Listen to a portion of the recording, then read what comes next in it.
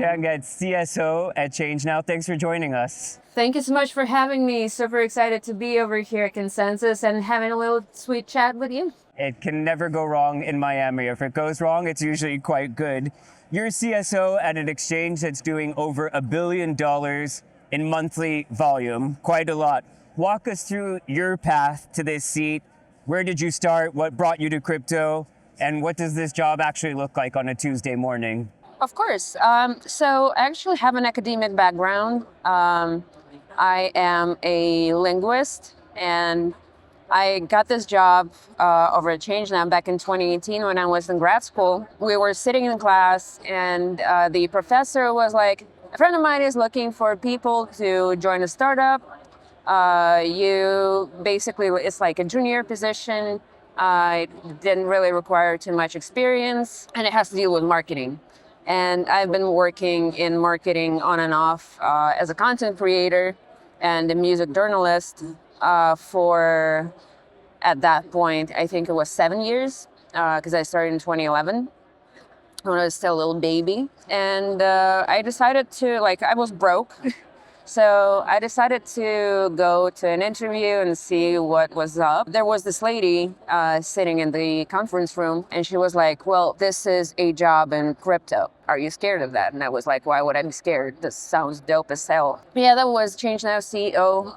She's still my boss. I love her to bit. 8 years later, this is basically how I joined crypto. But after I joined ChangeNOW as like a marketing manager, I quickly climbed the ladder to first Chief Communications Officer, then CMO. Then I also was a product advisor for a few products in the company group. In 2022, I decided to pursue a little bit of my own thing, and I was also pretty burnt out, so I left, had a sabbatical, worked at random companies for a year and a half.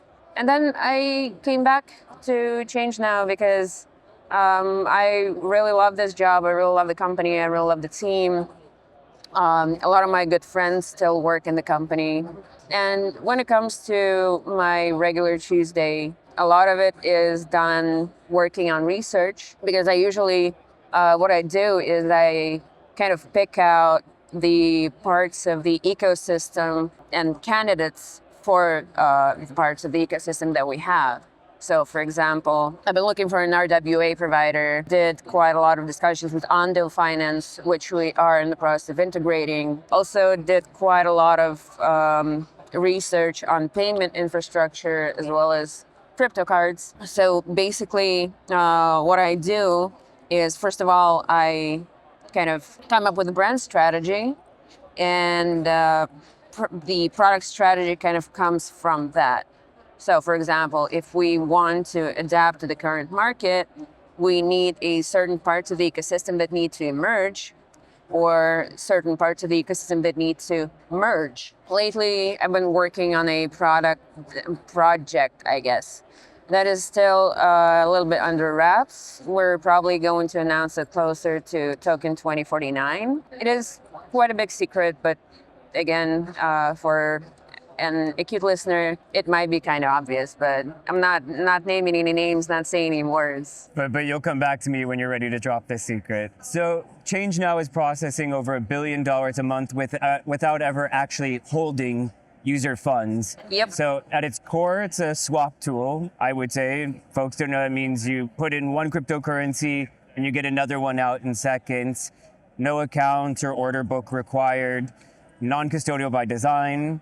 So for people who haven't heard of you, where do you sit relative to Uniswap or Coinbase, for instance? So basically, what we do is we act as a middleman between, say, Uniswap or Coinbase or Binance or whatever, or Radium. Basically, we do trading on those exchanges so that our clients don't have to.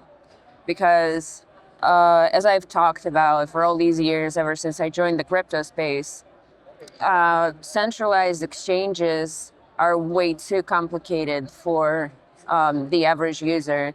Decentralized exchanges are way too unreliable for an average user. So basically, we take all of the risks that are connected to things like user error, protocol corruption, hacks, and stuff like that. And we put it upon ourselves so that our clients can have a streamlined interface, which doesn't have too many buttons, only has like very bare bone details to optimize for simplicity for our clients. Sometimes somebody needs to like hop in, hop out. They need to do it very quickly. If, for example, they need gas for a transaction to top up their crypto card, or they are already stressed by the amount of money that they're planning to exchange, so that they don't need any additional stress. For example, if they're swapping for a large amount. Basically, we get rid of all of it. Recently, we introduced a platform called ChangeNOW Pro, where you can sign up if you want to. You can get verified if you want to get a little bit of an upgraded functionality. But I think the coolest thing that we do is we work with quite a lot of wallets, like Tangem, Trezor, Exodus, Edge, Bitcoin.com, and a few others, so that the users of those wallets can exchange their crypto without ever having to leave the interface of the wallet, which I think is pretty cool. If you've found this space in between the centralized and decentralized markets, what's the secret sauce, you would say? Why is it a focus on UX? Why is it that people find it so much better to go through you than to go through one of the centralized or decentralized exchanges? Because it's easier. You don't have as many buttons. You don't have many complicated interfaces and graphs and all of that visual mess that centralized exchange interfaces usually have. And they don't need to compromise their own wallet to systems like Wallet Connect. No shade to Wallet Connect, I think they were great. But a lot of, especially smaller protocols, they are oftentimes disguised as bad actors. And so connecting your wallet to just any platform willy-nilly in the DeFi space can lead to asset loss. And with us, you are not even exposed to that. ChangeNOW started as a swap tool. Now you have a wallet, a business API, RWAs, real world assets, perpetuals. Was building this full ecosystem really always the plan, or did the market push you there? I would say it's rather the latter. Because again, we started our business with a plan that we would kind of meld and adapt to the market. So usually we listen to the feedback of our users. We listen with the market to what the market is interested currently in the moment. And most of our product strategy actually comes from there. So at some point, our RWAs got interesting and we kind of started looking at them, but then our users started asking for them. And we realized that doing that would be a good idea. Same goes for prediction markets, same goes for perpetuals, same goes, I wouldn't say it goes for the business API, because our business API has existed for years, ever since the inception of the product. So we launched the swap service and we launched our business API pretty much after half a year of ChangeNOW's existence. So the business API was a necessity for B2B operations, while new product features are mostly caused by the market and by the user base's kind of demands and opinions. On top of that, you guys just launched limit orders. Yes. Users set a target price, the swap executes automatically when the market hits it. ChangeNOW avoided that mechanic until now. Why was now the moment? Look, I wouldn't say that we have avoided it. It's just for the longest time, we had things that were more important. We had things that were higher priority. We had things that needed optimizing, as well as like internal modifications to the service. So I think it's us launching limit orders right now was more like a long expected, long awaited homecoming, rather than us, just like doing an ostrich thing and hiding our heads in the sand about it. Because it's been long asked for. It's just that other things were more important at the time. The new PrivateSend feature protects transactions anonymity on chain. And this is really a live regulatory battle. Tornado cash sanctions were lifted in March 2025, but the founder's criminal case is still moving forward, as many folks know, and 73 exchanges were delisted privacy coins in 2025. That's a 43% increase from 2023. How does ChangeNOW draw the line between legitimate privacy, which we know plenty of people want, and the exposure that's damaged similar products out there? Well, I like the first thing when I talk about private transactions with people, the first thing I tell them that this is not a mixer, and this was never intended to be one, and is never planned to be one. All of our transactions that come through private transfers are still subject to the same AML rules and regulations that all other transactions on ChangeNOW are subject to. So it's not an money laundering scheme. It's just a way for people to hide their original wallet address and to not expose it to the people they want to send money to. There can be all sorts of different reasons. For example, they don't want to expose the balance. They don't want to just show their wallet to people willy-nilly. They don't want people to see their transaction history. And we serve as a middleman that allows people to do just that. It's not about us being a mixer. Because again, if you try to private send stolen money through us, you're still going to your transaction data, not personal data, and I think this is important, is still going to be recorded by us. And if law enforcement comes by, we're still going to follow all of the due process as we do with any other transaction in ChangeNOW. So I think it's kind of important to make that point early on, just to avoid any types of misunderstanding, because when it comes to money, misunderstanding usually has a high price. Now Wallet has perpetual contracts now and prediction markets built in. Perps volume hit $92.9 trillion across the top 10 exchanges in 2025. But October of that year saw 19 billion in leverage positions liquidated in a single day, as we all painfully know. What guardrails exist so this doesn't become a way for retail users to blow up their portfolios? Well, we do have certain limitations on liquidation, and we do have extensive warnings that kind of inform people that perpetual options are a high risk, a high risk asset and a high risk trading opportunity. But then again, people who trade perpetual options do need to be aware that trading perps carries quite a lot of risks. So we just provide it's still the same perpetual options that people might get on Aster or Hyperliquid, just in a little bit of a more convenient interface. And it's important to know that the risk is pretty much identical to what you might get on Aster or Hyperliquid. And how do you go about educating users on that? We are going to release an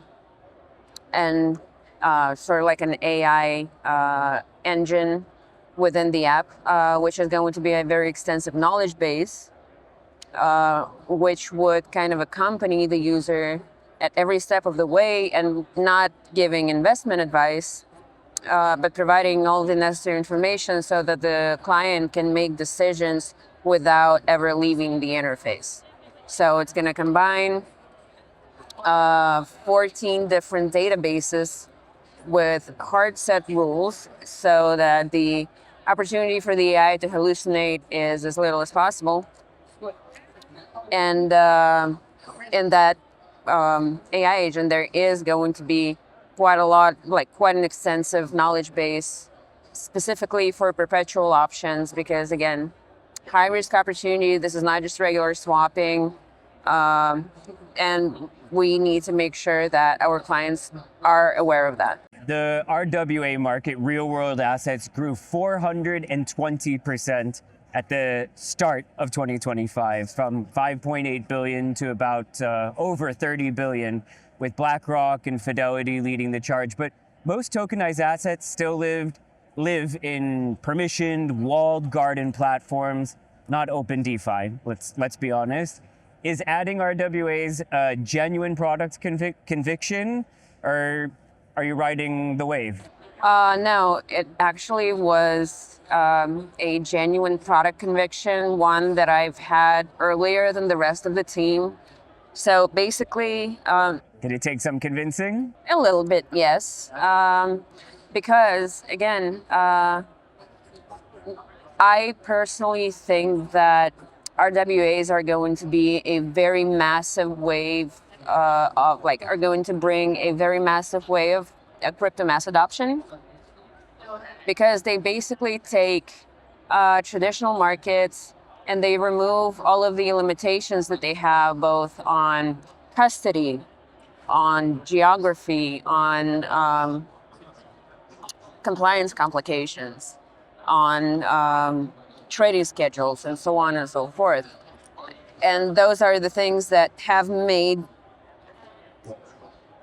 TradFi trading assets inaccessible to a lot of people because they were in the wrong country, or because they didn't have enough money, or because the app that they wanted to trade on, again, was not available where they were.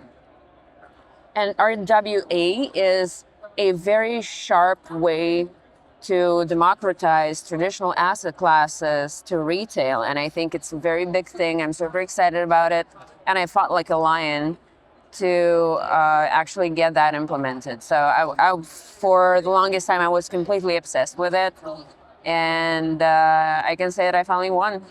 Is there a particular vertical in the RWA space that you're very excited about? Maybe it's on the business side, or maybe it's just something that you're passionate about. Right now, we're focused on simpler asset classes like stocks and commodities, because this is the easiest thing to explain to people. This is the easier thing to fractionalize, and it is easier to store. A little bit later on, we are going to expand the amount of classes that we have into private credit, bonds, equity, private equity, so on and so forth. But right now, we need to kind of ease our user base into TradFi assets and ease the Web2 crowd into Web3 assets, basically, the Web3 side of things. So I do feel it's important we go slow, because for both audiences, it is kind of easy to get confused. Uniswap, Thorchain, a dozen aggregators. The non-custodial space is very crowded. Where does ChangeNOW need to be in 3 years to still be relevant? And what would you have to go wrong? I think ChangeNOW needs to, again, this does pertain to the announcement that we're going to make a little bit, quite soon. Teasing me. Yes. Basically, I think in 3 years, ChangeNOW needs to go even further away from DeFi. Because, again, we are leaving trading both on centralized exchanges, on aggregators, bridges, and decentralized exchanges. We're leaving it to professional traders because they are adapted to them. And our kind of position is that we service not retail traders, but retail investors.